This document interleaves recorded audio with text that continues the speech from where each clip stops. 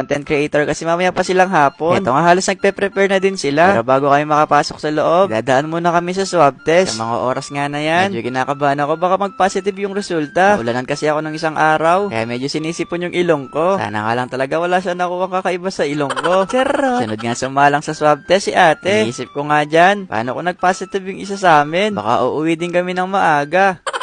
Paglipas nga ng ilang minuto, andito na rin yung resulta. Kaming apat na nandito. Negative naman kaming lahat. Kaya pwede na kaming makapasok dito sa loob. Naabutan ko nga sinushoot na yung buong pamilya. At eto nga, lumabas na din yung idolo ko. Si Mr. Jose Marichan. Yung laging kumakanta kapag papalapit na yung Christmas. Ang bilis nga ng panahon. Ilang araw na lang Pasko na. Bago nga ako pumasok sa kabilang room, kakain na muna ako. Baka kasi kapag bigla ako kinausap ni Mr. Jose Marichan, bigla ako na nosebleed. Chawot! Na matapos na ako makakain, tinawag na din nila ako para makapasok kami sa kabilang room. Etong room pala na to, dito gagawin yung video or yung parang commercial. Sa kakaluto ko pala sa Facebook. At